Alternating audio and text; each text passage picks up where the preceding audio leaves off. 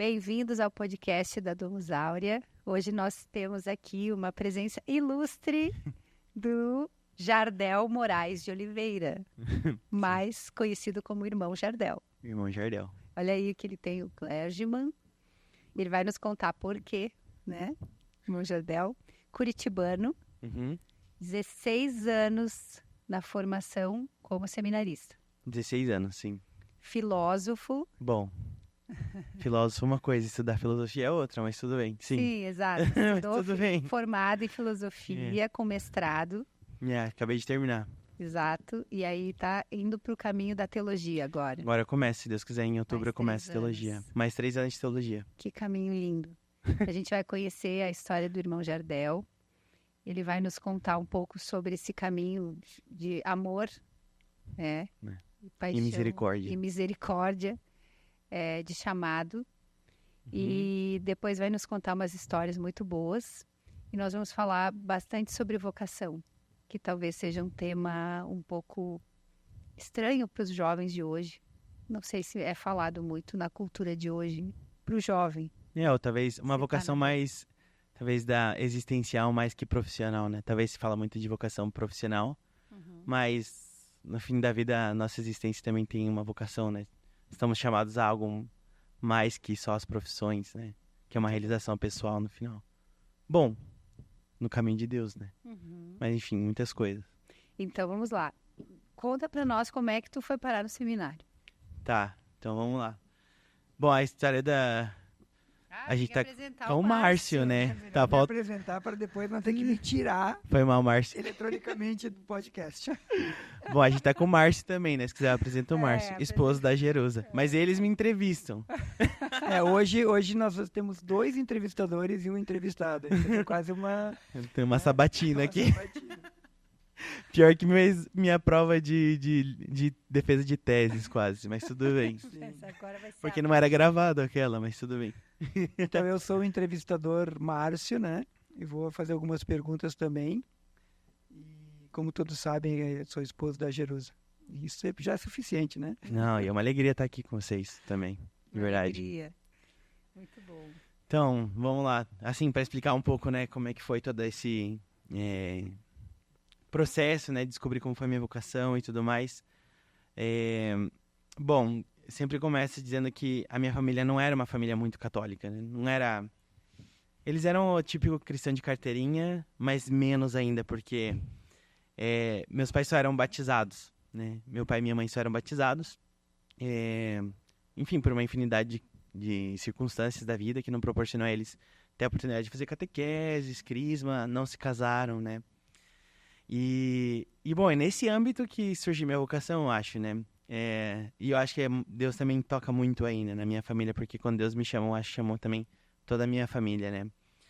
E bom, como é tradição, né, também fazer a primeira comunhão, acho que era importante para eles manter essas tradições, ainda que eles não tinham feito, que eu fizesse também a primeira comunhão.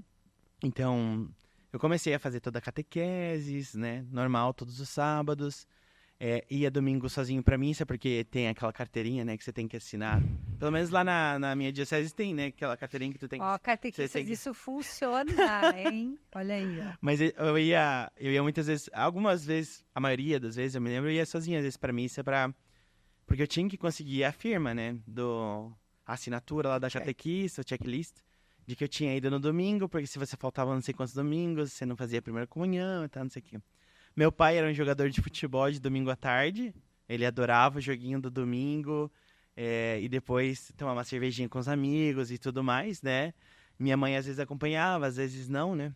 Então era um pouco assim o âmbito familiar, né? E, bom... E, na verdade, o meu é meio clássico dentro dos legionários, assim, a chamada típica da vocação legionária. Por 2 fatores. Porque os legionários antes, eles... Bom, eu sou legionário de Cristo, né? Pra quem não sabe. E os legionários iam muito nos colégios públicos naquele então, né? Eu tava na 6ª série, a primeira vez que eles que foram no meu colégio, né? E apresentaram aquele catálogo de coisas que você pode fazer no fim de semana com eles. Eles estavam convidando para uma convivência vocacional, né? Naquela época eu não sabia nem que era convivência, nem que era vocacional. Então, tipo, a única coisa que eu queria é que eu vi umas fotos de tipo, uns 6 campos de futebol, assim, piscina, paintball. Eu falei, poxa, esse lugar é, tipo, o sonho. Então, eles mostraram as fotos, né? Porque foi 2006 a primeira vez que eu conheci os Legionários. Entraram os Homens de Preto, né? Que é bem, tipo, eles usavam terno bem... Ainda que estivesse fazendo 50 graus naquele então. E aí eles passaram com as fotos e passaram uma fichinha que você se anotava. E dizia se você queria conhecer aquele lugar, que era o seminário, que eu também não sabia o que significava. E tudo mais, né? E eu coloquei que sim, que eu queria. Coloquei o número do telefone de casa e tudo mais. Isso eu tava com 10 anos. E aí, eles iam pegar as fichinhas, né? Que a gente respondia e tudo mais. E depois eles ligavam para os seus pais para avisar o dia, falar com os pais e tudo mais. E para confirmar se você queria ir, se podia ir mesmo. Então, eu com 10 anos, né? Meus pais ligaram lá para casa e tudo mais. E acho que foi minha mãe ou meu pai que atendeu, eu não me lembro mesmo. Eu só sei que foi tipo, não, você não vai, você tá muito pequeno, 10 anos, que é isso? Um fim de semana, eu nem sei o que é, não... ficou assim, né? Beleza, isso foi em 2006. No 2007, simplesmente me chamaram para uma salinha, e quando eu encontro lá na salinha, tá os padres, né, apresentando de novo para aqueles que não tinham ido no ano anterior. Então eles tinham guardado minha fichinha ainda, né? E sabiam que eu tava lá, né? Bom, sabiam ou não? Acho que eles deviam saber que tava todo mundo lá, tudo bem. E convidaram novamente, né, pra ir conhecer. Eu falei, nossa, sim, eu quero muito ir pra esse lugar, não sei o quê. Aí eu cheguei em casa e falei, pai, né, você lembra do ano passado? Vai ter de novo, não sei o quê. E meu pai e minha mãe já de primeira falaram, não, como você, 11 anos, você tá tão pequenininho, não sei o quê. E no final eles ligaram pra confirmar se você ia ou não, né? E na hora da confirmação, que era pra confirmar, eu fui do lado do telefone do pai e fiquei, por favor, deixa eu ir, por favor, por favorzinho. Me lembrei do Antônio. Tipo, por favor, deixa eu ir. E aí o pai falou, você quer ir mesmo? Eu falei, nossa, sim, por favor. Aí eu fui, né? Então foi, tipo, sensacional. Foi um fim de semana impactante mesmo, né? Não só pelas atividades que foram sensacionais, realmente era tudo aquilo que prometia, da futebol, piscina, a gente tinha missa todos os dias, teve um momento de oração, meditação, terço, mas me impactou muito os meninos que moravam lá no seminário, né? Eu não entendia bem, mas eles eram sumamente educados e muito companheiros, assim, muito caridosos é a palavra, né? Eles te serviam e da tua idade te servindo, assim, água, você quer água? Serve você primeiro, mas naquela idade, né? E aquilo me impactou muito a alegria deles e que não era aquela malícia do colégio, né?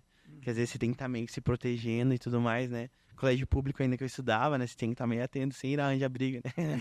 Que ele te pega no final da escola sempre tinha, assim, aquela voz, né?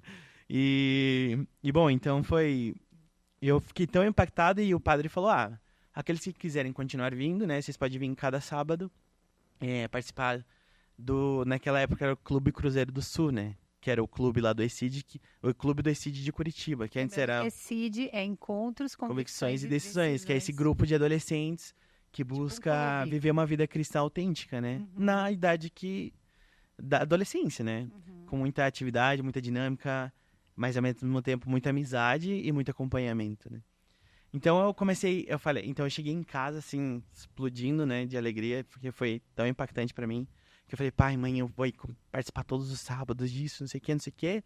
Eles falaram, tudo bem, você gostou tanto, né, vamos ver como é que é e tudo mais. Aí tinha um ônibus que passava pela minha cidade pra recolher os meninos, né, e eu pegando os meninos de cidade em cidade, era a Maria Fumaça, porque a gente falava que uma vez que ela ligava no seminário, ficava uma semana sem mosquito, de tanta fumaça que saía. Era bastante mesmo. Aquele nevoeiro, assim, mas tudo bem. Aí, bom, comecei a participar todos os sábados e pra mim foi descobrir uma realidade que eu nunca tinha visto na minha vida, né? Do que significava ser um cristão, né? Na minha idade, imperfeito que seja, mas aquele desejo de querer dar a Deus, né? Oferecer a Deus as coisas. Os padres sempre falavam, vamos oferecer a Jesus, vamos fazer por amor a Cristo. Bom... E eles davam muita responsabilidade pra gente lá dentro do ECID e tal. Tipo, a minha cidade, porque era dividido por cidades, né? Cada cidade se encarregava de limpar alguma parte do clube, né? Que a gente tinha lá da casa. E a gente era encarregado das escadas, eu me lembro até hoje. Nossa, a gente... E cada cidade queria deixar mais limpo possível a sua parte, né? Afinal, acho que os padres estavam, na verdade, querendo deixar o lugar limpo, mas tudo bem. Isso eu pensei muito depois. Não, brincadeira. Acho que era formativo também, né? As duas coisas. As duas coisas, né? A gente limpava realmente, assim... Aquela escada ficava brilhando, assim, né? Ainda que a gente só jogava os baldes de água, assim, depois, coitado dos padres, mas tudo bem. Mas, enfim, a gente tentava fazer dentro daquilo que era possível pra nós o máximo, né? Porque era por amor a Jesus, pela salvação das almas e tudo mais. E aquilo motivava muita gente, porque dava um aspecto da realidade que a gente não vivia, né? Que às vezes o mundo não oferece, que dá sua vida por alguma coisa maior, né? Então eu comecei a participar e tudo mais. E para os meus pais estava assim, eles viram que eu acho que a mudança ia se dando dentro de casa também, né? E até um dia que um padre me chamou para conversar, porque a gente tinha às vezes alguns momentos de conversa com os padres e tudo mais. Um padre me chamou para conversar e falou: Jardel, você já tá tanto tempo na CID, isso foi tipo já por outubro, né? Não sei se você gostaria talvez de morar aqui no seminário, entrar no seminário. E para mim assim, foi tipo, nossa, claro que eu quero, né? Porque é viver isso que eu vivo sábados, todos os dias. Uau. Então pra mim era tipo, com certeza eu vou, né? Com certeza, pra mim foi, eu vou. Aí eu falei, só que você tem que falar com meus pais, né? Detalhe, né? Então aí foi conversar com meus pais, e foi muito impactante, porque nenhum padre nunca tinha ido na minha casa. Uau. Nenhum, né? Imagina, meus pais não eram assim... católicos, assim, de que vou todos os domingos na missa. Não eram esses católicos, assim, né? Alguma vez que outra e tudo mais, né? Mas não era aquele de uma relação profunda de amor a Deus, né? E aí aparece um padre em casa, todo mundo assim, o que tá acontecendo? Tipo, parece um alienígena entrando dentro de casa, né? Minha mãe, assim, é meio, o que eu preparo pra padre comer, né? Eu falei, acho que eles comem a mesma comida que a gente.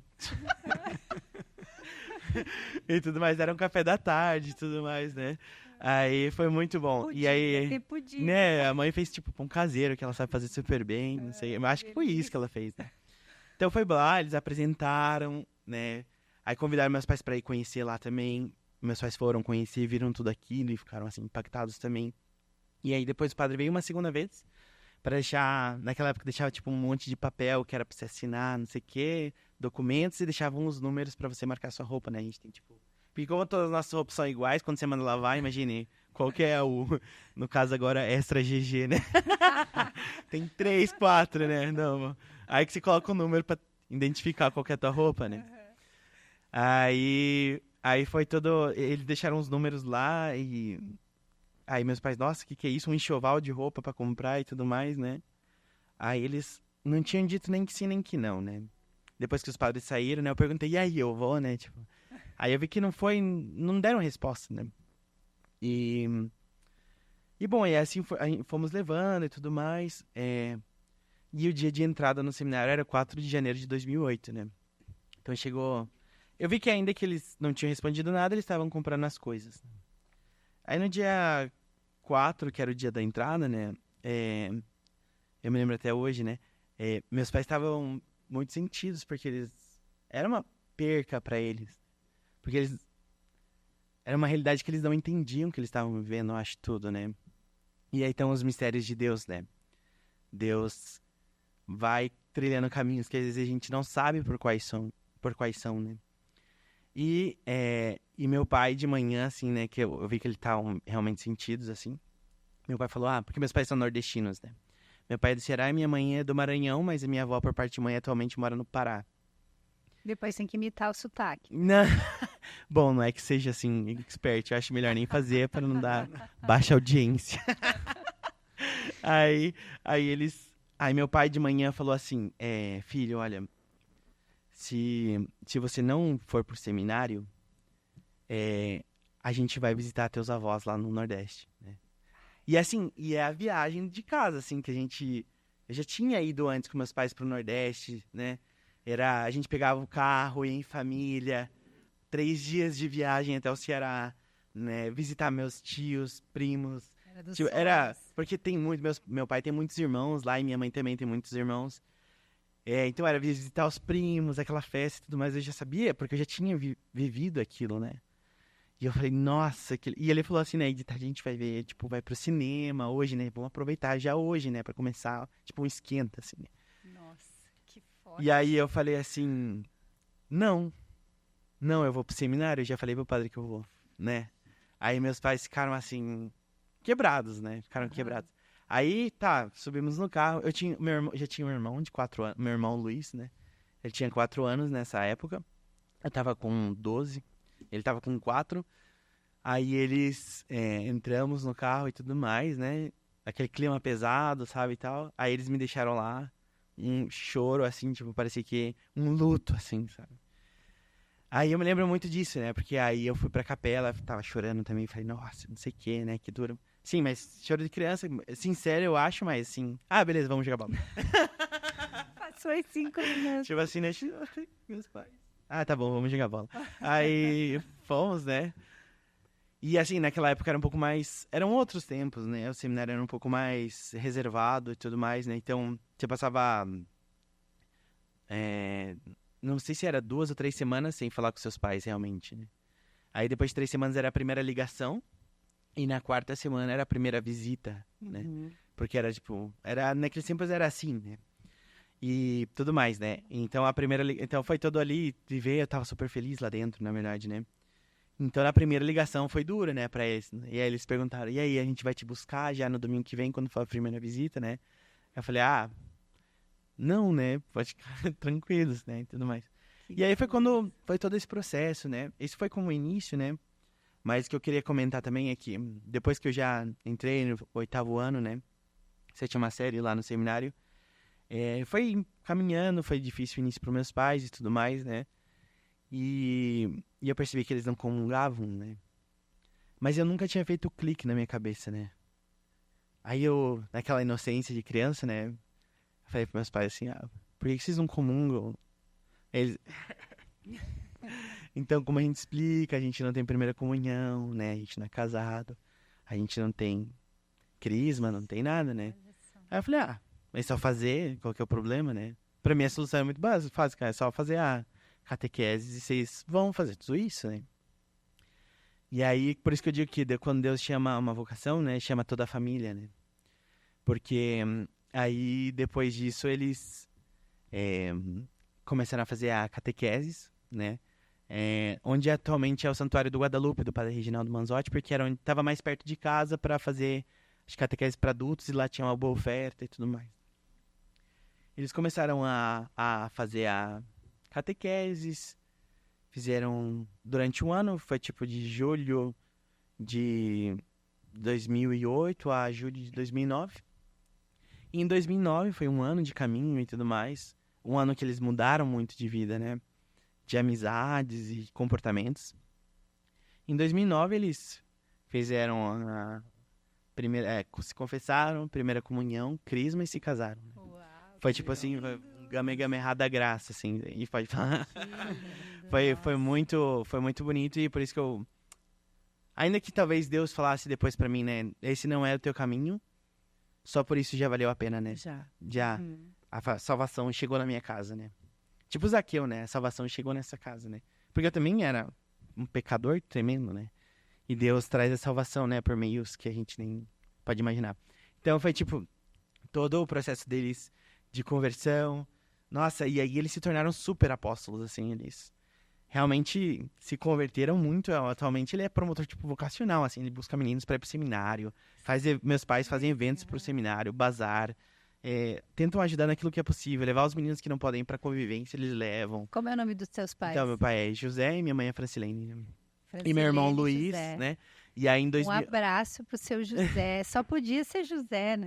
Esquecemos de começar com a oração a São José. Pois é. E agora o seu José nos lembrou. Me lembrou. E a Francilene. E o irmão é Luiz. O Luiz. E aí nessa época não tinha minha irmãzinha, né? Ela nasceu em 2011, né? Em 2011. Que fruto, né? mais um fruto. Mas imagine que em 2011 um padre falou assim pra minha mãe. Onde comem 2, comem 3. Profetizou assim, e aí nasceu minha irmã, né? E agora ela tem, Jordana se chama e tá com 12 anos, né? Então eu acho que é todo um processo de conversão dos meus pais, de muito apoio também na minha vocação, né? Que foi muito lindo ver todo esse processo. E depois tá o processo interior, né? Isso foi o processo que meus pais levaram da vocação, né? E meu processo interior da vocação também foi... Não é que eu entrei lá para ser padre, né? Eu acho que isso é muito legal de falar também. No seminário menor, né? Não é que a gente entra... necessariamente já é padre. Não é assim. Literalmente é um lugar onde você tá se conhecendo e conhecendo o que Deus tá te chamando para ver se esse é o caminho, né? Uhum. E não só, nossa, ainda faltariam... Depois que eu saí dali do seminário menor, foram anos de processo de discernimento vocacional, né? São anos de formação. Não é que, né, às vezes as pessoas falam, nossa, meu filho, que medo, né? Deixar meu filho entrar no seminário, não sei o quê. Mas são anos de processo, anos, que a gente vai conhecendo interiormente a nossa miséria, né? Porque eu falo que minha vocação realmente é uma vocação de misericórdia. Eu acho que os irmãos que eu tenho companheiro, a gente sempre comprova a mesma coisa. Porque eu realmente pergunto para Jesus assim, nossa, o que é que você viu de tão bom para me chamar? Porque, olha, acho que você tava com os óculos errados nesse dia, né? E você percebe a própria miséria, né? Que é tão grande, tão grande, tão grande. E Deus vai... O contato e o amor a Deus vai te mostrando quão pecador você é e quanto miserável você é. E ao mesmo tempo que isso não é o mais importante. Uhum. Mas que a misericórdia de Deus transpassa tudo, sobrepassa tudo isso, né? Sobrepassa. E você fala, nossa. E era o... Bom, eu tô falando várias coisas aleatórias. Quando vocês quiserem cortar, vocês cortam. Mas... Não. Mas, não sei se eu comentei pra Jerusa, pro Márcio, mas... Eu tive a graça de fazer um mês de exercícios espirituais, né? Um mês. Exercícios espirituais que são, né? Acho que como talvez... Santo Inácio pensou. Um mês de retiro em silêncio. A gente só falava os domingos, pra colocar assim, né? Eram outros dias, mas... Porque algumas semanas são mais que outras, mas vamos colocar aqui. Eu só falava os domingos. E são vários... assim como você faz exercícios pra ficar bodybuilder, né? Uhum. Pra ficar fitness e tal. Você tem exercícios pra fortificar a tua alma, teu espírito, né? E aí o que Santo Inácio propõe é esse caminho, esse percurso, esses exercícios para fortificar a tua alma, né? Que no final é o contrário, né? É se fazer mais vulnerável ainda, né?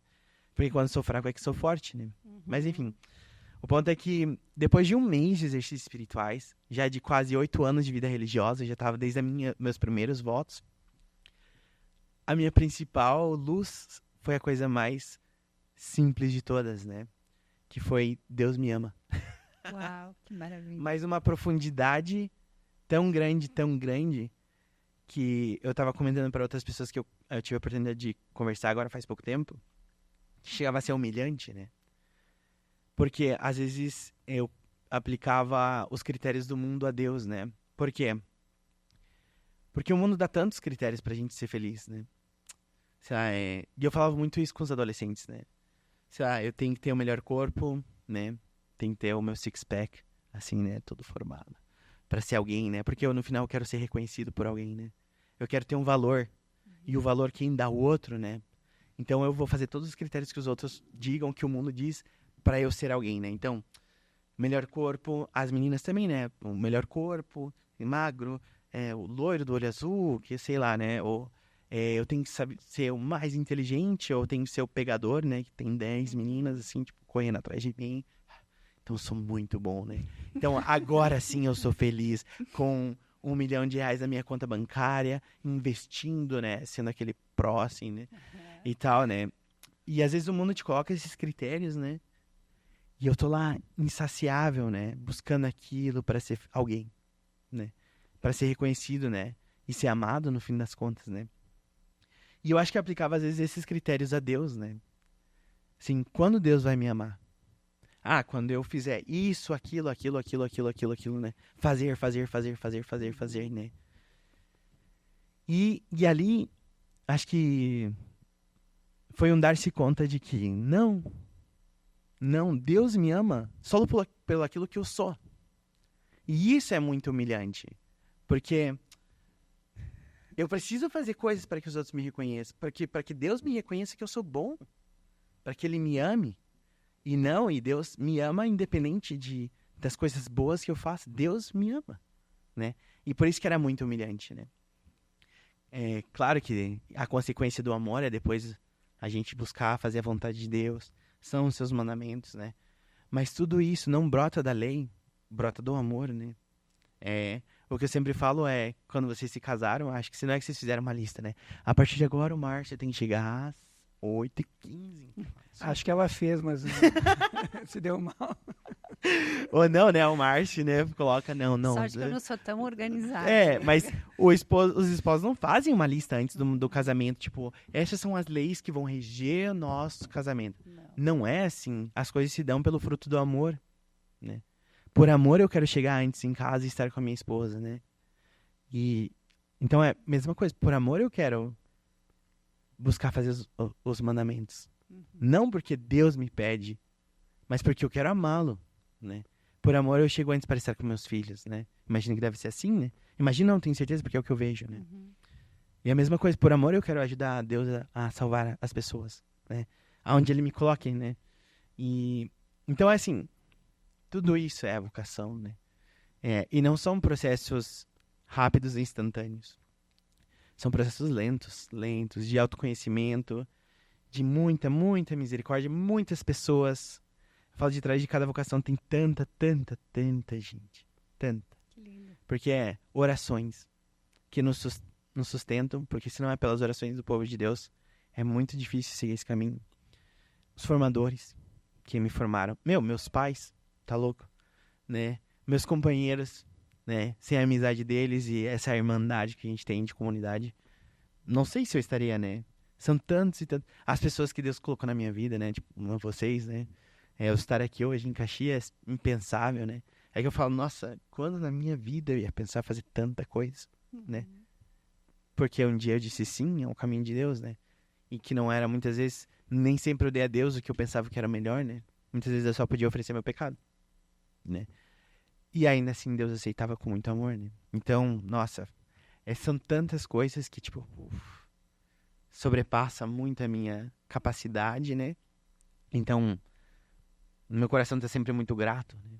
Porque realmente a misericórdia de Deus é infinita. Porque não porque os outros falam, né?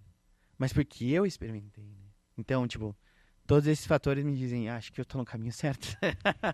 Acho que Deus me quer aqui, né? Então, é um pouco isso, assim. Bom, eu falei muitas coisas, né? Não, tá maravilhoso. E é um caminho que a gente não tem certezas, né? Não é uma coisa assim que eu imagino, quando a gente vai dar o passo do casamento também, a gente não sabe responder todas as perguntas, né? Então, eu acho interessante para quem está ouvindo uma história vocacional tão linda, né? Que foi amadurecendo como pessoa, todo o reflexo na família. Claro. São anos, né? São 16 anos que vai completar, né? Já passaram quantos anos? Bom, desde que eu entrei em 2008, né? Entrei em 2008 no Seminário Menor. Terminei meu 3º ano de ensino médio em 2012. Aí, aqui no Brasil, o nosso noviciado está em São Paulo, né? Que esses noviciados são esses anos de preparação para os seus primeiros votos de pobreza, castidade e obediência. Aí eu fui para São Paulo, fiquei 2 anos e meio ali. Fiz meus primeiros votos em 2015. Daí eu fui pro México fazer um ano de juniorado, humanidades que a gente chama, que é estudar um pouco história da arte, música, latim, grego, um pouco esse âmbito mais de humanas, clássico. Sim. Então eu estudei um pouco isso. Foi um ano no México que foi um ano sensacional. Como hablam os mexicanos? Ah, não, pensa. Não são. É mais difícil de. É mais difícil de imitar, né? Padríssimo. É mais difícil, padríssimo e tem mais palavras, mas enfim. Eu já foi muito bom. 7 anos aqui, mais o México quanto? Então, aí já foram 5, 2,5, 2,5, 1 no México, 8,5. Aí fui pra Roma fazer filosofia. Bacharelado normal, né? O triênio. Fiquei ali de 2016 até 2019. E aí, depois de todo esse período de estudos, né? Que, bom, você já tá aí todo o processo de discernimento, né? E tudo mais.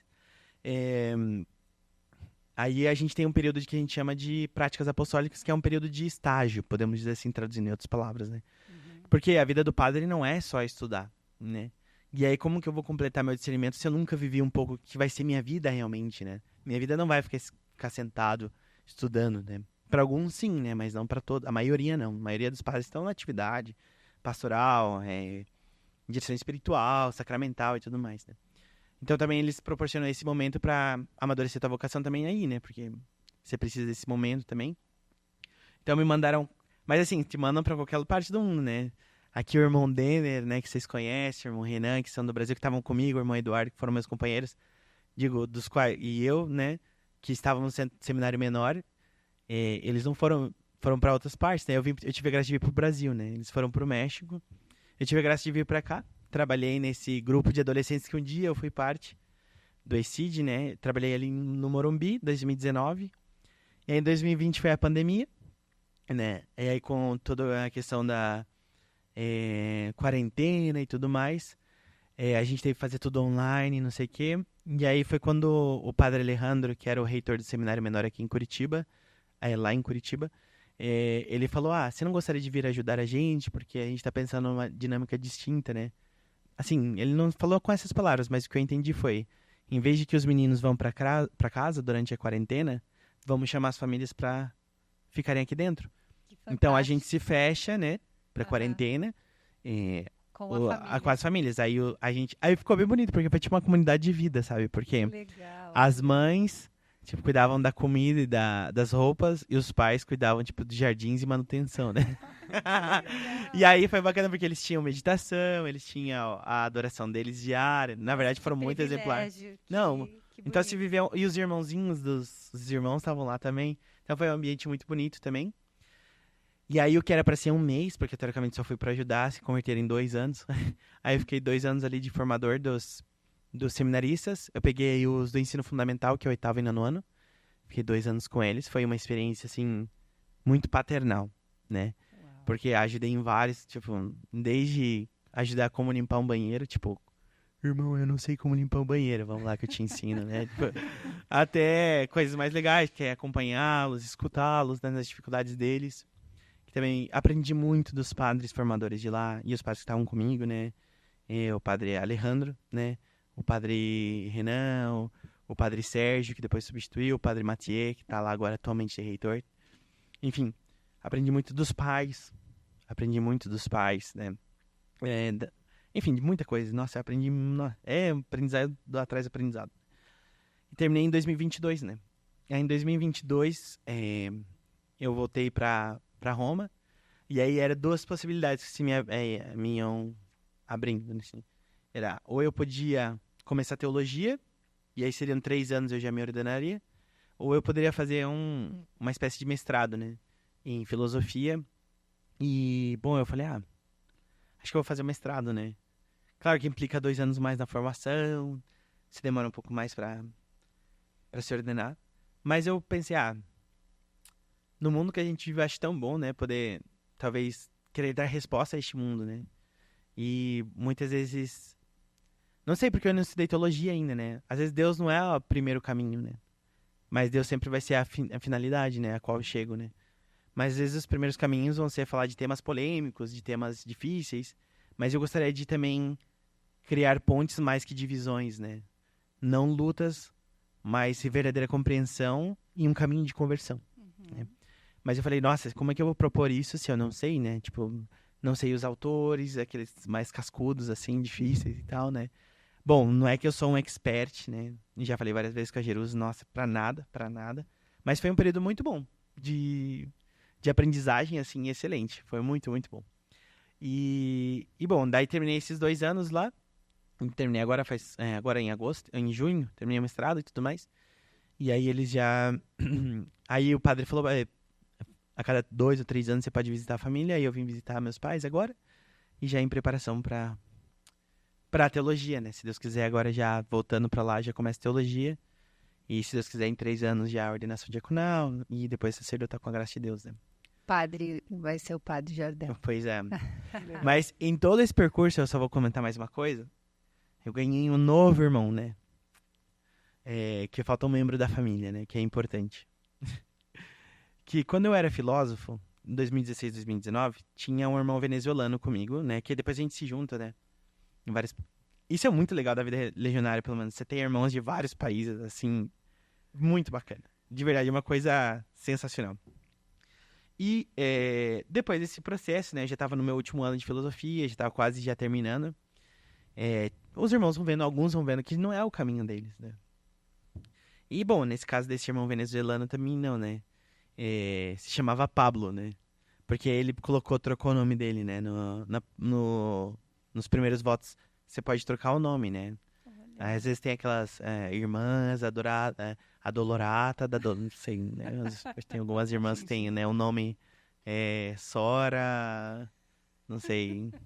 Aí você imagina, tem muitas coisas, né? O Pablo, colocar o nome mais Paulo, né? Ou, sei lá, José, né? Na Bíblia, vários personagens são Deus, até Deus, né? Troca o nome justamente, né? O Cristo troca o nome de Simão. Então, justamente, né? Então ele tinha trocado o nome dele, se chamava Pablo, né? Mas o nome dele era Dilson. E esse irmão viu que depois de todo esse período, né, que ele tinha passado, que não era o caminho dele, né? Só que era uma época muito difícil lá na Venezuela. Que tava 2019, tá muito difícil. Sim, ainda tá, né? Agora ainda mais, né? E os pais deles meio que, quando ele comentou que eu acho que ia sair, né? Os pais dele falaram, olha, não volte, né? Porque realmente que tá difícil você conseguir alguma coisa. Foi isso que eu entendi, né? Talvez não sejam essas palavras literais, mas esse é o fundo, né? Sim, o conselho de... tipo, olha, busque alguma coisa fora, né? Então eu já sabia que esse irmão tava buscando, né? Algum lugar, pedindo ajuda pros irmãos, obviamente, né? Só que assim, ele já tinha 22 anos, né? Aí eu falei, nossa, e alguns irmãos já me tinham comentado, né? Eu falei, nossa, tomara que ele não peça pra mim. Porque é muita responsabilidade, né? E eu não conseguiria dizer não. Né? Porque eu falei, nossa, se eu me coloco na situação dele, eu pensei, meu Deus. Mas eu falei, eu nem quero, né? Tipo, vou passar longe. Aí um dia, a gente tava num corredor, assim, né? Aí eu tava andando no corredor e ele tava no fundo, né? Aí eu vi ele, eu falei, ai meu Deus, que ele não chegue nem perto. Não, eu queria sair correndo, né? Mas eu falei, não, vamos lá, né? E tudo mais, aí eu passei, aí eu vi que ele ia chegando mais próximo. Eu falei, vixe, chegou o dia. Aí eu falei, não, aí ele veio, comentou tudo isso que eu tô comentando pra vocês, né? Aí eu falei, olha, Dilson, eu não sei qual família poderia te receber lá no Brasil, né? Talvez os meus pais, né? Mas eu tenho que perguntar pra eles, porque eu não tenho nada, né? Não tenho uma casa lá, fica lá na minha casa. Eu não tenho nada. Então eu tenho que perguntar pros meus pais e tudo mais, porque, né? Não sei, você tá grande também, não sei. Aí beleza.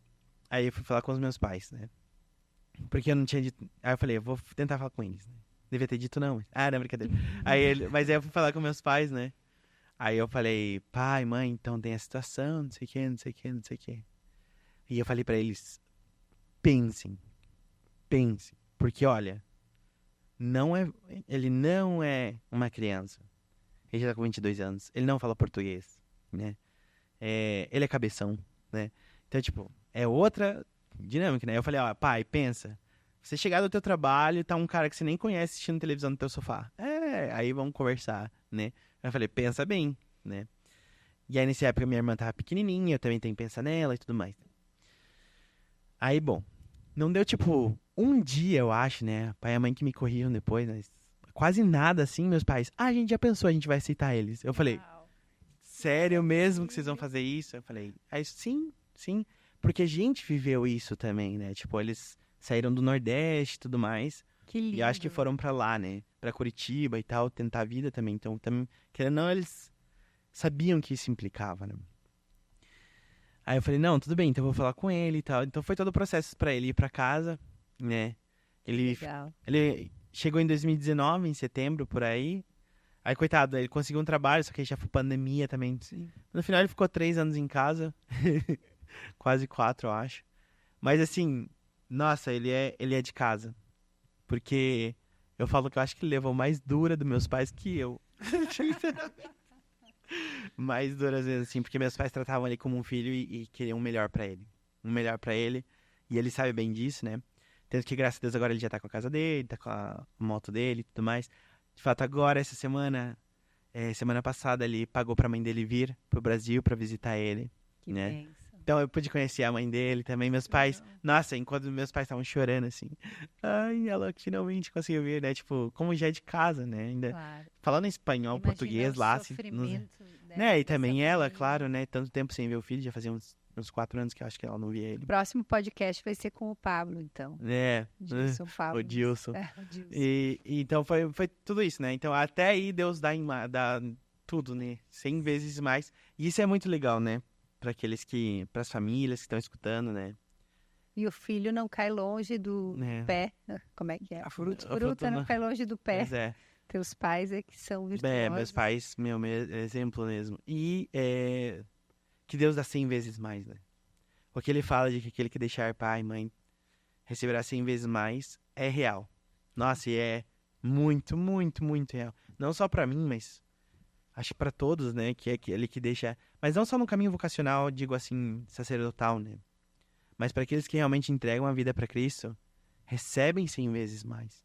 Mas é que não é 100 vezes, é 1 milhão. Ele é muito maior, né? Do que eu esperava, né?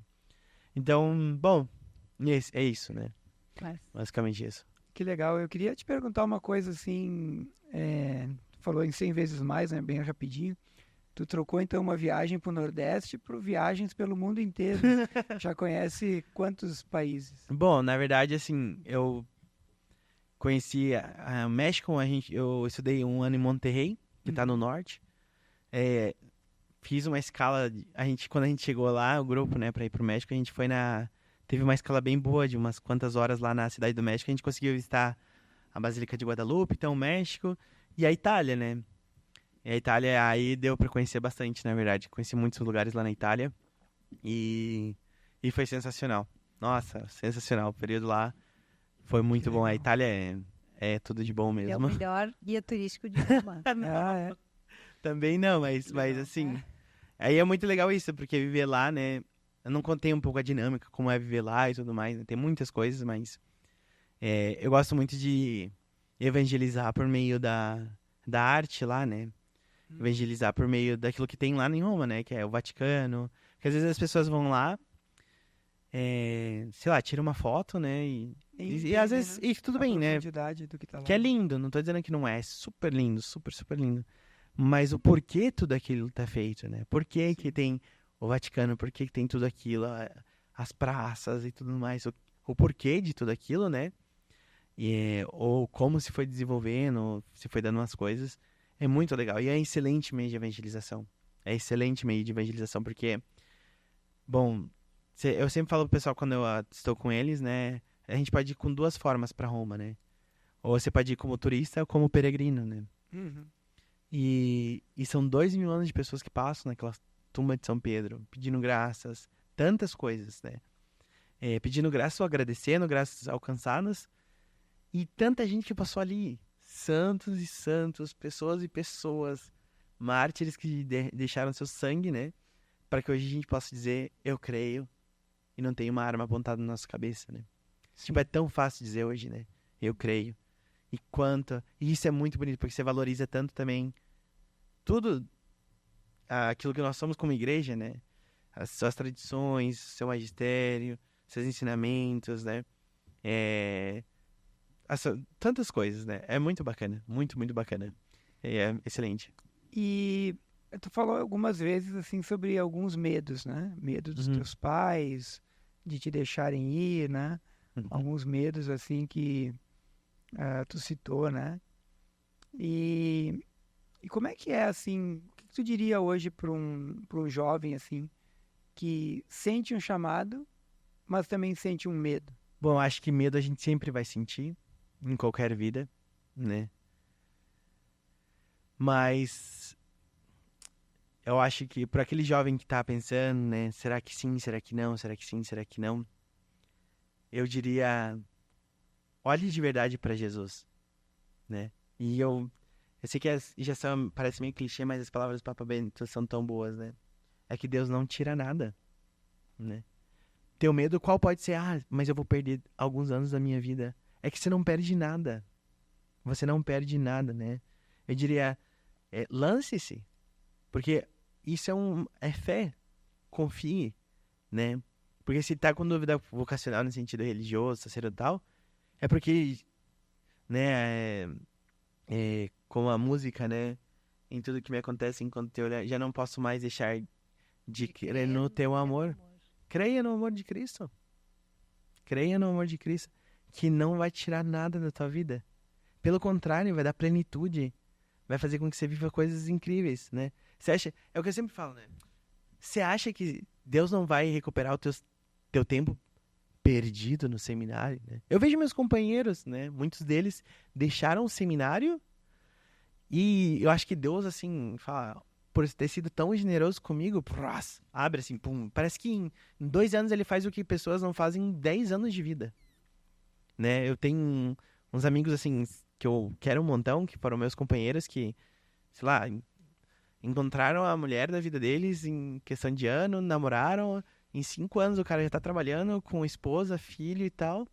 E eu vejo outros que, tipo, nunca entraram no seminário, nunca tiveram tudo isso, né? E ele não mais toda a formação... Lance-se.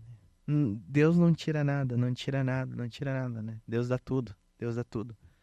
Então, assim, eu diria isso, né? Não, os medos sempre vão ter, né? E sempre nos vão acompanhar, né?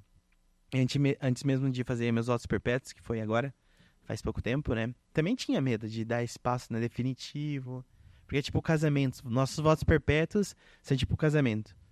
Que já são pra toda a vida, né? E aí, meu medo era... Será que eu vou conseguir ser fiel? Né? E não sei. Eu não sei, né? Eu espero estar unido a Cristo. É isso que eu espero. E já se eu vou conseguir ser fiel, pois eu não sei dizer, mas hoje eu quero ser fiel, né? Hoje eu quero me entregar. Hoje eu quero dar minha vida para ele. Amanhã eu já não sei. Eu espero amanhã dizer o mesmo, né? Quando eu me acordar. Senhor, eu quero entregar minha vida a ti, com minhas imperfeições e tudo mais, né? E isso me deu muita paz, o padre me ajudou muito, né? E ele falou, olha, nunca deixe de rezar, né? Porque na oração que a gente vai encontrar essa força, né? Esses medos se vão aí, né? E uma frase que ele me disse que me ajudou muito, né? Quero compartilhar ainda que não tem nada a ver.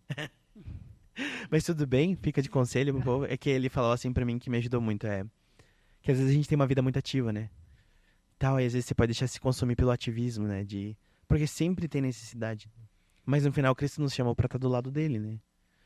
E ele me falou assim, irmão, um padre bem velhinho lá em Roma, que é um santo varão de Deus, de verdade. E ele falou assim pra mim, irmão, você nunca vai se arrepender de ter rezado. Nunca vai se arrepender de ter rezado. Mas muitas vezes você vai se arrepender de não ter rezado. E isso ficou na minha alma assim, nossa, é verdade, né? Todas as vezes que eu me arrependo é quando eu não rezo. E quando eu rezo, eu nunca me arrependo, né? E aí que é na oração que a gente encontra a vontade de Deus, né? Na oração e nos sacramentos, né? Que Deus dá essa força pra gente, né? É claro que a gente não vai conseguir fazer o plano de Deus, porque é impossível. Mas com as forças que Ele nos dá, que é a oração e a vida sacramental, a Eucaristia, a confissão, a gente consegue, né? Então eu digo isso, para aquele jovem que está pensando talvez nesse caminho, os pais, que talvez venha um filho que tem alguma inquietude, apoiem e não tenham medo, né? Porque o amor de Cristo é infinito. Sim. Tem uma frase de São João da Cruz que é: Deus nos leva para onde não conhecemos, por caminhos que não conhecemos. Pois é. Que ótimo. Que é mesmo. E só que é Deus. E eu fico pensando, é um plano de amor. Deus, quando nos cria, Ele nos tira do nada, nos deseja e pensou no Jardel, na Jerusa, no Márcio, únicos, não existe nenhuma pessoa dos 7 bilhões igual, e nunca vai existir, e nunca existiu. Sim. A pessoa é única, só Deus é capaz de ser assim, tão criativo, porque Ele é puro amor, né? Mas além disso, Ele tem um plano. Eu lembro que quando eu me converti, que eu tinha 19 anos, eu também vivi meia perdida na vida até os 19 anos. Aí Deus resolveu se mostrar para mim, Sim. né? dizer que ele existia e que ele me amava. E eu lembro que a coisa mais importante que eu descobri na minha vida é que Deus tinha um plano para mim. Porque eu achava que isso era... nem ninguém ia conseguir fazer um plano para mim, entendeu? Não existia um plano. E era um plano de amor. Era um plano para mim. Eu achei muito bom. E eu me agarrei, eu me lancei nesse plano, né? Sim. Então, são caminhos que a gente não conhece, né? Sim.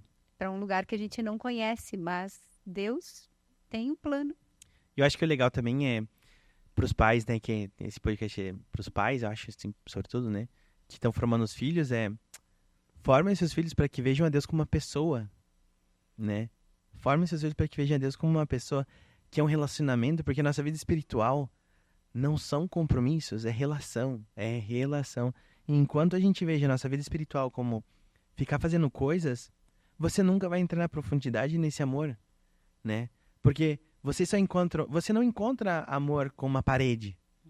Você encontra o amor com uma pessoa, né? E é aí que tá. Enquanto nós vejamos a Deus como 10 mandamentos, 7 mandamentos da igreja. Que tudo isso é importante, eu não tô querendo desmerecer isso, pelo amor de Deus, né? Super importante isso. Mas Deus é uma pessoa, né? Que se faz carne em Jesus, né? Que nos revela o rosto do Pai, né? Quanto a relação precisa de ter, né?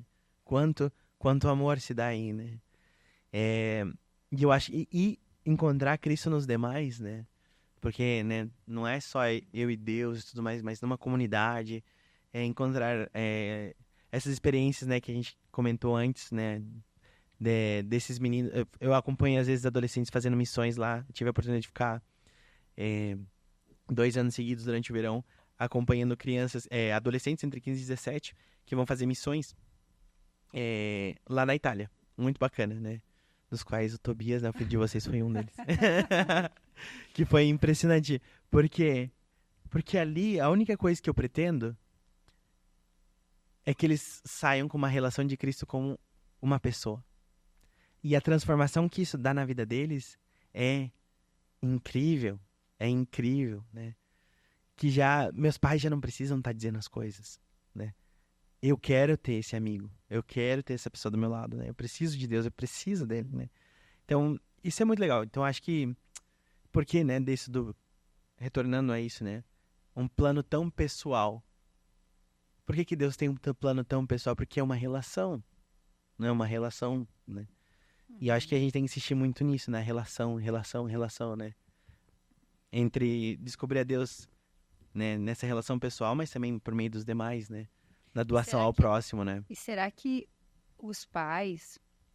porque às vezes a paternidade e a maternidade, ela é uma realização de um desejo que a pessoa tem um pouco egoísta. Uhum. Eu quero ter um filho, plantar uma árvore, que mais que escrever um livro para me realizar, né? Uhum. E fica uma relação meio de posse, né? O meu filho. E será que os pais podem cair no erro de eles fazerem um plano para o filho? De projetarem no filho um projeto de vida e imaginarem assim que o filho vai fazer tal faculdade, e casar e morar perto do terreno do lado e, não sei, cuidar de mim na velhice? Será fazer coisas que eu não consegui por situações da minha né? É a projeção, né? Isso. Claro. Projetar. Porque às vezes os pais se projetam nos filhos. Isso, né? ele vai Eu não fazer pude jogar inglês. futebol porque o meu joelho não permitiu. Mas o meu filho vai ser um jogador jogador da de futebol. seleção, né? Claro. Só isso a gente... Acho que com certeza acontece, né? Mas isso é talvez uma falta do próprio pai conhecer o plano de Deus, né? Então, Eu acho ele que acredita que o plano é, como tu falou, né? Aquele corpo bonito, aquela conta bancária gorda, o corpo magro e a conta bancária gorda, né? A maioria das pessoas está ao contrário. Mas é mesmo. Mas eu acho que tem uma parte natural, né? Que é normal que a gente queira... É normal dos pais quererem o melhor para os filhos e pensar o que para eles é melhor, né?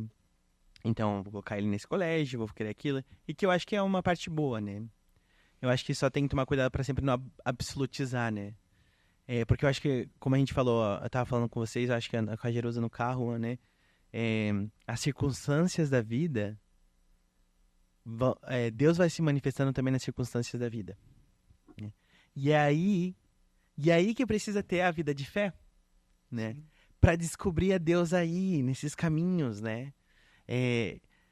Sei lá, vou colocar um exemplo, né? A mãe, né? Nossa, meu filho trouxe essa menina pra casa e nem é que eu gosto, né? Sei lá. Mas é que ele trouxe, né? Poderia ter sido outra, poderia, mas é que ele trouxe, tá? O que a gente vai fazer, né? O que a gente faz pra acompanhar, né? Que no final essa é a chave, acompanhar, né? Então eu acho que aí tá o segredo, eu acho que tá bem, eu acho que é natural, né? Seria estranho se um pai não pensasse, uma mãe não pensasse, né? Em querer o melhor pros seus filhos, né? Ou já só não absolutizar, né? Porque quando você vê que o filho tá sofrendo por culpa tua, tem que se perguntar, né? Tipo, sei lá, às vezes eu vejo pais que sofrem muito em aceitar a vontade de Deus pros filhos, né? Quando eu penso que, na verdade, o que Deus quer é purificar o amor deles, né? Porque eu acho que deve ser muito duro pros pais, né? Ver que os filhos vão crescendo e vai saindo de casa, né? Mas aí Deus tá chamando eles a também o amor sempre é libertador. O amor não ata. Então, se você tá escravizando o teu filho pros teus desejos, isso não é amor, né? O amor liberta, né? Então, eu acho que é aí que tá o jogo, né? E depois ter esses atos, viver essa vida espiritual, né? Essa comunhão com Deus pra ir vendo onde Deus vai dizendo pro teu filho, né? E você vai acompanhando. E ele também vai crescendo. Na medida que eles vão crescendo, vocês vão vendo que você é cada vez menos... Porque eu acho que o processo humano e o espiritual são semelhantes e distintos. Porque na vida humana, nós vamos crescendo e nos vamos desapegando dos pais, né? A gente tem a bebê é totalmente dependente no início, né? Tudo é a mãe. O que é a vida da criança é a mãe, né? E o pai vai pouco a pouco. Ele até pensa que ele é a mãe, né? Até Tem aquelas 10 meses. simbioses mesmo, Sim. assim, né? Uma só coisa, quase, né? E o nosso processo na vida é o que? É a independência, né? A gente vai... E os pais têm que formar seus filhos para isso, né? Para encarar o mundo, para esse mundo que é tão agressivo. É agressivo. Mas você não faz nada para preparar teu filho, pior para ele, sabe? O que você faz para preparar teu filho, né? Começando pela vida espiritual, que eu acho que é o centro, né? Mas tudo bem. Depois toda a formação humana e tudo mais, né? Então a gente vai criando para independência, né? E a vida espiritual, não. A vida espiritual, a gente é o processo ao contrário, né? É a dependência, né? E isso a gente tem que ir criando dentro do nosso coração, né? Talvez a independência dos pais, que não significa a falta de amor, né? Tem que tomar cuidado por isso, porque às vezes os pais pensam, meu filho sai de casa e já não me ama. Para, né? Tipo, teu filho te ama, né? Só que é o processo da vida, né? Seria uma troca de dependência, tipo, a gente na vida depende muito de coisas dos pais e de relações, e aos poucos a gente consegue ir, na verdade, dependendo mais de Deus, e é uma certa... Deveria, né? Vai se haver uma certa desprendendo, troca. Tipo assim, desapegando. a gente depende muito das nossas amizades, da nossa imagem, dos nossos pais, da opinião dos nossos pais sobre cada uma das nossas atitudes, e aos poucos a gente tem que ir trocando essa dependência, né? Cada vez mais depender de Deus. Uhum. Só que, cuidado só aí, porque não é uma dependência exclusiva. Uhum. Não é porque eu só dependo de Deus, agora eu excluo todas as outras relações, né? Sim. É inclusiva e que dá plenitude de todas as outras, né? Porque... É que Deus não é, Deus ele não... Daria pra dizer também que Deus assim não é ciumento, assim, que agora tu vai depender só de mim e tu vai jogar tudo no lixo. Não, tu vai realmente transfigurar essas coisas com a luz do meu amor. Sim. E eu tava lendo uma frase esses dias de um irmão que me mandou umas frases, e eu tô falando pra muitos adolescentes, agora que eu tô encontrando eles, que é o seguinte, né? Falando um pouco essa temática, né? Que falava assim a frase, né? Eu não me lembro teoricamente, eu só me lembro dos princípios, assim, que era: por que a gente se surpreende tanto tanto, tanto, que existem pessoas mundanas. Por que que a gente se surpreende tanto? Né? Por quê? Porque a frase falava, né? Você não precisa, para ser do mundo, você não precisa fazer absolutamente nada, né? Porque você já vive em contato com o mundo diariamente. Você está no mundo, né? Ser do mundo qual é o esforço que você tem que fazer para ser do mundo? Nenhum. E as nossas tendências e tal, né? O pecado original, você não precisa fazer esforço nenhum. E aí falava, para você entrar, para ser de Deus, você tem que fazer um esforço. Você tem que sair um pouco do mundo. E esse sair do mundo, muitas vezes, é entrar no teu coração. Não é, vamos no ermitério, vamos lá pro deserto do Saara. Para. Entra no teu coração e fica quieto, né? Tipo, aquele assim, entra no teu coração. E às vezes é tão difícil entrar no nosso próprio coração, hein?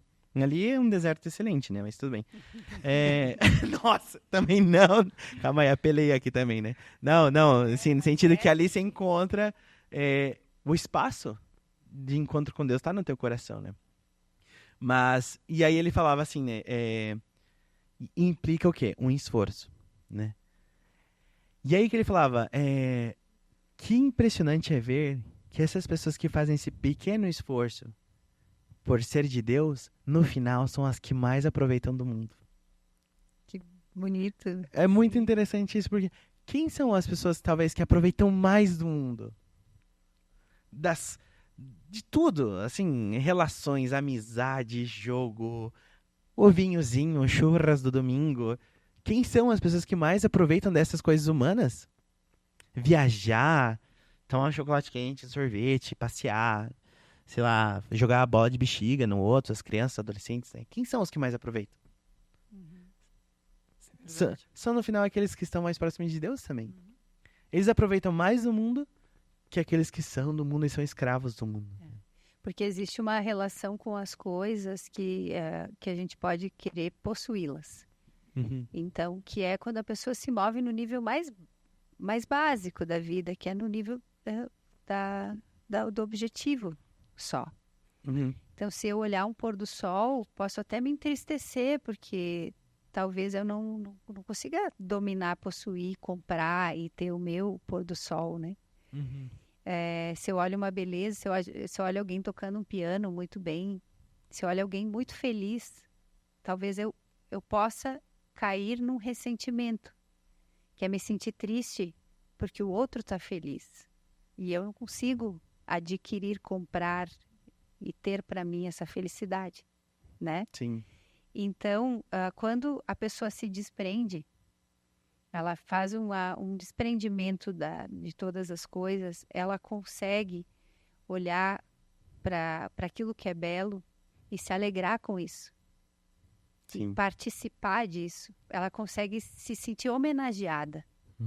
Porque é lindo e é para mim. Sim. Não é meu, mas é para mim.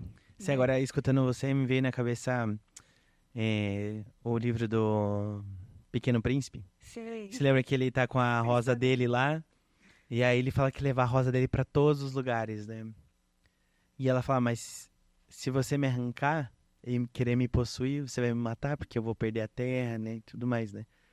E eu acho que para os pais isso é muito interessante, né? Quanto alegria Deus não dá só de contemplar a vida dos filhos e ver que eles estão crescendo, né? E contemplar é isso, né? Tipo, você se alegrar. Eu faço parte.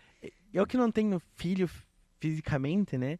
Mas tantos filhos espirituais, né? Depois de alguns anos sem ver eles, agora, né? Que eu tive alguns aqui em Curitiba, mesmo os meninos, né? Tobias, Vitor e Augusto, né? Para ser citados aqui.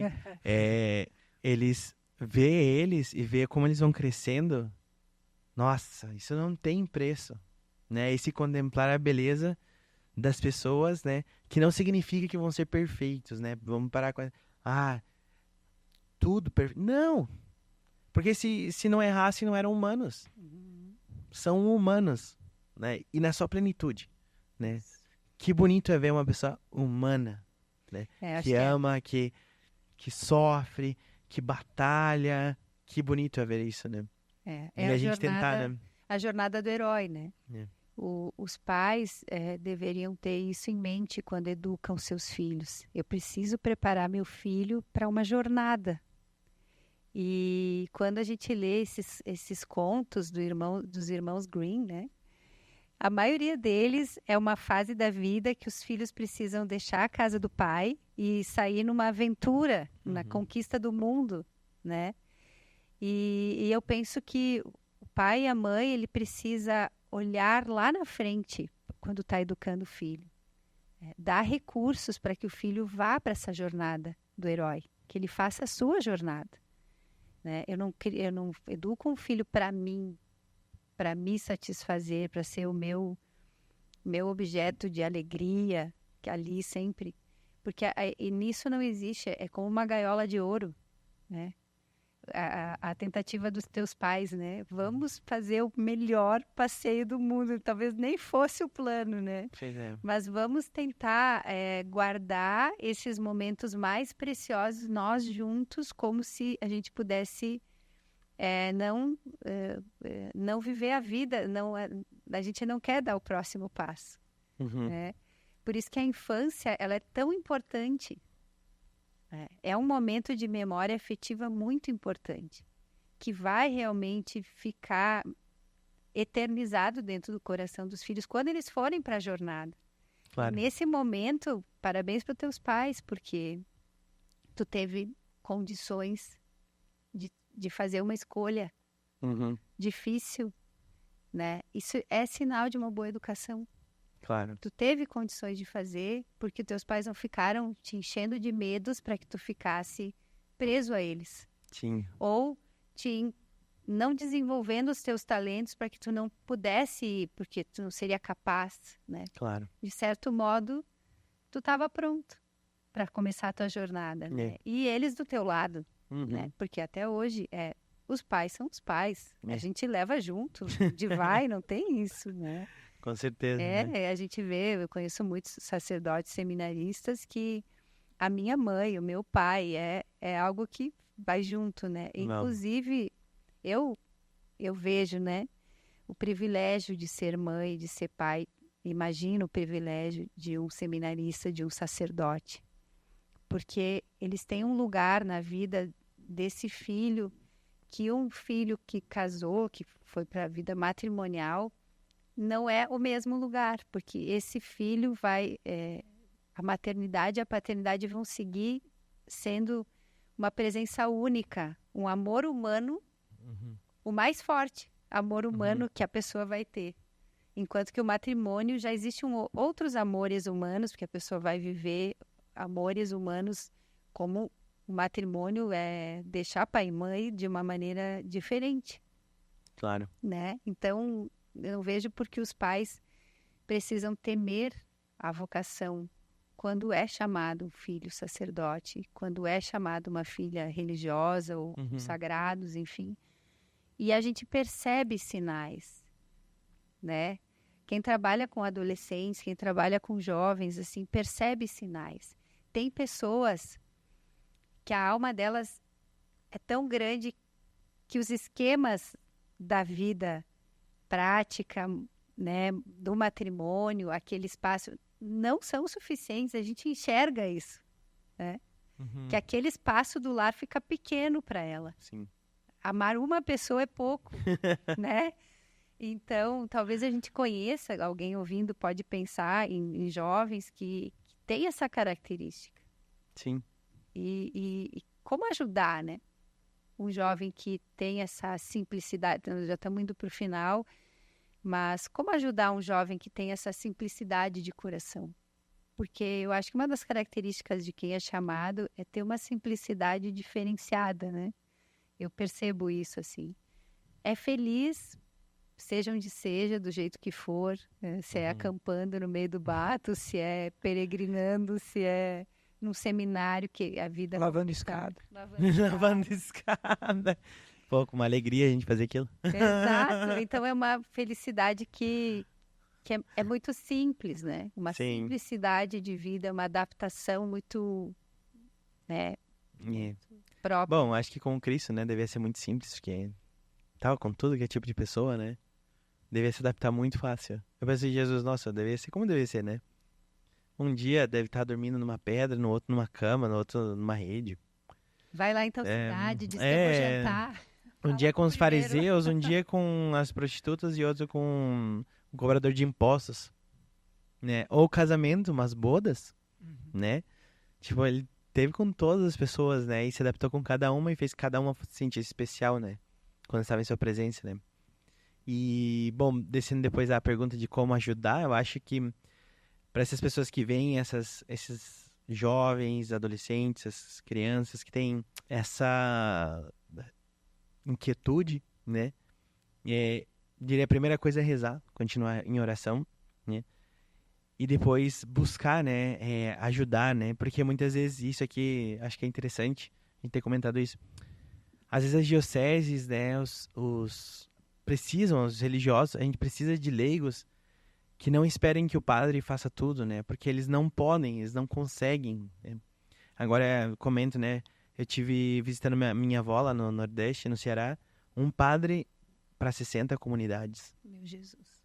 Como um padre vai conseguir buscar vocações, né? Eu comentava até, né? Se tem uma festa por capela, você São já tem 60 festas de padroeiro. falta semanas no ano para você ir pra festa, né? Coitado do padre. É aquele assim, né? O hashtag não alimente os padres não funciona nesse caso, né? Que o padre passa a semana comendo. Mas tudo bem. Mas o ponto é, que legal seria ter realmente essas pastorais vocacionais que busquem, não só esperem, sejam proativas, né? E o que eu tava falando aqui antes de começar, né? Deus continua chamando vocações. Às vezes a gente pensa, nossa, parece que os números desceram tanto, né? E realmente desceram, né? É uma realidade.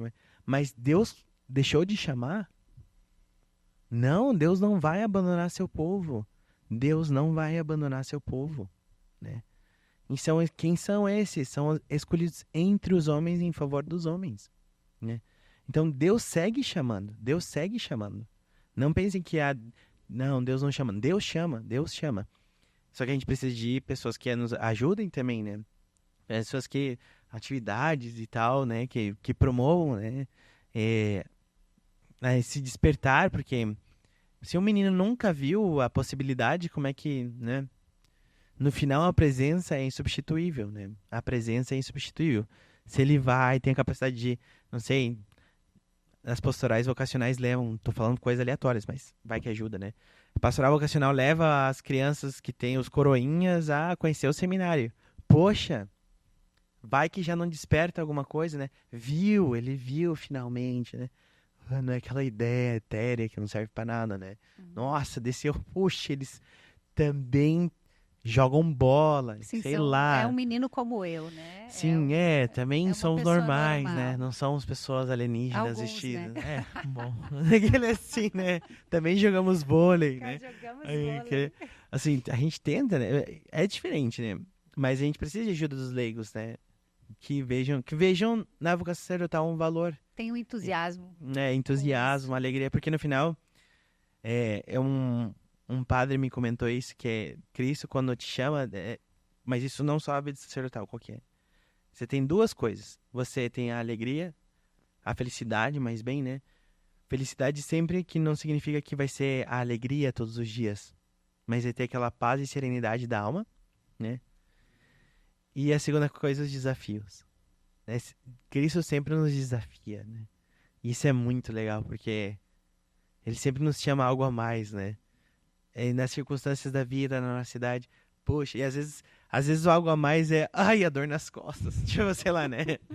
Mas até isso, Cristo tá te chamando a um desafio, né? E ver tudo isso, né? Bom, são várias coisas, mas acho que isso é muito interessante.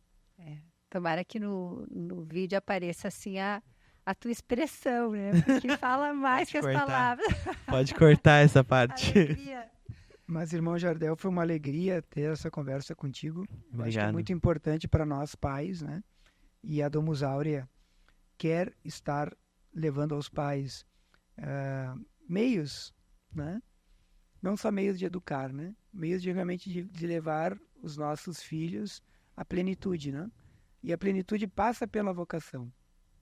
Né? Não existe uma plenitude com diplomas, com carreiras, né? com línguas estrangeiras fluentes, né? A plenitude passa por fazer o plano de Deus, né? E a vocação é a principal expressão do plano de Deus. E eu fiquei muito... Me tocou muito a forma como tu respondeu a pergunta, né? Porque eu perguntei sobre o medo, né? E tu respondeu que fixar os olhos no amor de Cristo, né? E ali eu vi duas coisas. O amor é o contrário do medo. Porque o medo paralisa, o medo nos afasta de Deus, né? Porque o primeiro medo é o medo de Deus, né? E o olhar, né? Onde a gente olha, para onde a gente olha, é o que define o quanto o medo nos, né? Vai se apoderando de nós, né? Então, esse olhar para Cristo, né? Sim. Isso me tocou muito. Muito obrigado. Não, eu que agradeço a oportunidade de compartilhar. Para nós foi maravilhoso. Espero que muita gente assista, se inspire, né? Com esses conhecimentos que tu nos passou. Curte, compartilha e toca o sininho da Domus Áurea no YouTube. No Instagram é domus, @ domusaurea.oficial. domusaurea.oficial. Muito bem. E no YouTube também. Se o irmão Jardel não sabe do curso, tem o curso Amor que Educa, que é um curso que nós elaboramos, multidisciplinar. Tem a nossa querida Maria Helena, tem a Janaína, que é psicóloga, a Letícia e o Adriano, vão me ajudando a lembrar de todos, o Felipe, que trabalha toda a parte de mobilidade, mas o curso em si, ele é um curso para ajudar os pais nesse tempo em que eles são visitados pela graça de Deus com os filhos. A Janaína usou essa expressão muito bonita na última palestra que ela fez, a minha irmã, né? Que é um tempo que a gente é visitado pelos filhos, né? Pela graça de Deus, e que é um tempo que passa. Então, os nossos filhos estão ali e a gente tem a possibilidade de lapidar e de trabalhar e de formar. Então, esse curso é para isso, é para ajudar os pais nessa fase única que só eles podem, o papel deles, né? Insubstituível. Então, também fica o convite para conhecer. O meu Instagram é jerusalompe, e lá tem o link do curso, e tem o Instagram da Domus Áurea, que é @domusaurea.oficial. Isso, curte, compartilha, encaminha para 3 amigos. Quem sabe aí não tem um jovem vocacionado. Vai saber, tomara. Olha aí, ó. Tomara. E continuar rezando pelas vocações. Muito bom. Então, Jerusa, né, esse curso que tu gravou ensina a gente a colocar os olhos no amor, né? E tirar os olhos do medo, né? Tirar os olhos daquilo que nos afasta do amor, né? E eu queria propor, então, que a gente encerre agora com uma oração, né? Então, irmão Jardel, a gente costuma rezar no começo, né? Mas a gente estava tão empolgado hoje que a gente acabou entrando. Mas você já está aqui do lado. Esqueceu até de me apresentar. Ainda bem que são casados, né? É uma só cara. São José que tem esses olhos, assim, essa imagem, assim, tão voltados para Cristo, né? Que é o que tu falou. Se tu puder nos agraciar com uma oração. Sim. São José, aproveitando que estamos aqui na tua presença, queremos pedir por cada um daqueles que estão escutando esse podcast que o Senhor nos dê a graça de cuidar de Jesus e Maria. Acho que são os dons mais preciosos do mundo. Foi o Senhor, na verdade, quem teve, né? Ter a Jesus e Maria dentro de casa. Ajude-nos a olhar para Jesus e a Maria como tu olhaste. Ensine-nos a amar como tu amaste. E para os pais, né, que eles possam proteger os filhos, assim como tu protegeste a Cristo, assim como tu educaste a Cristo, assim como tu amaste a Cristo. E pedimos pelas vocações, sejam elas para os casais, né, para que a vida matrimonial, para a vida religiosa, sacerdotal, mas que no fundo, a nossa principal vocação seja a santidade. E ajude-nos a ser santos, onde quer que nós possamos ir, tocar, e que sempre onde a gente nos encontremos, seja o bom cheiro de Cristo, aquilo que saia dos nossos poros, do nosso olhar, da nossa língua e dos nossos pés, da nossa mão, que seja o testemunho do teu Filho. Por Cristo nosso Senhor. Amém. Muito bem, obrigado, de verdade, obrigado.